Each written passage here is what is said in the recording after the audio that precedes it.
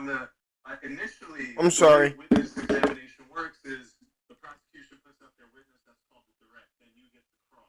Then there's a redirect, and then the judge will usually allow a recross as long as you guys are constantly pushing new stuff and not just reiterating the same point. So on the initial cross, Steele tore the detective to pieces on the text message. He's like, yo, you see this text about, oh, don't put no fights under no names and all these. Like, yeah. All right, what about text 4? What's he mean? I don't know. What about the link in the text 4? What's that? I don't know.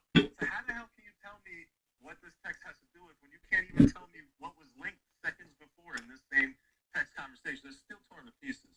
And then the government went on redirect and they built it back up. And they're like, all right, well, let me show you this. Now you remember what this link is? Let me show you this. Let me show you this. Let me show you this. And then that text looks fucking nasty, bro. And then Steele gets up there on redirect. And I shit you not, bro. It's like stepping into the batter's box in the bottom of the ninth. You know, this isn't quite game seven, but trials at any moment can be game seven. You know, you could take in game seven. Yeah, you could also take a knockout blow. Okay, so trials are very crazy things like that. And that's why you got to respect the trial process. It's a crazy thing, bro.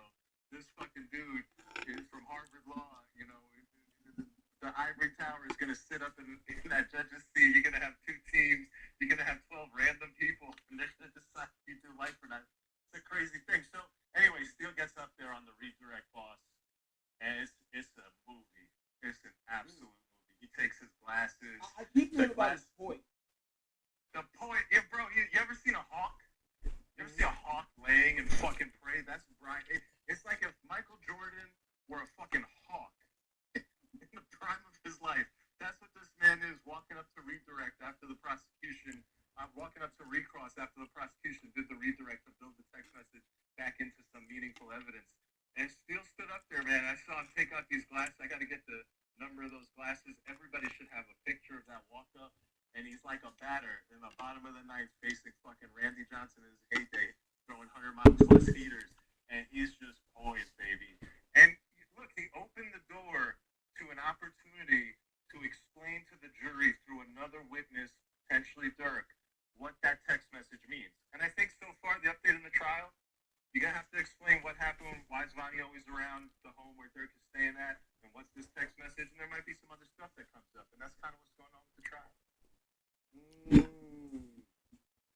But, you know, let's just yell and scream, oh my God, this, oh, it's crazy, oh my God, insane. None of that shit is real, bro.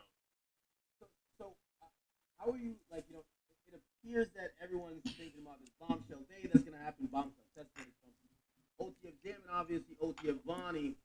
How do you, have you seen, like, Dirk's team kind of, like, start to sow the seed to basically tint that potential or upcoming testimony that, you know, because I think people think that's going to be the dagger, right? Like when the actual shooters, you know, I could only imagine what OTF Jam is going to say. He's going to confess to all type of stuff.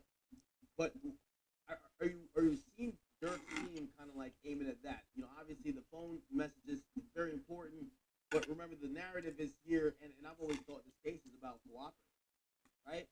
I think everything in text, there's nothing dead to rights, there's no smoking gun, there's nothing that says where Dirk says,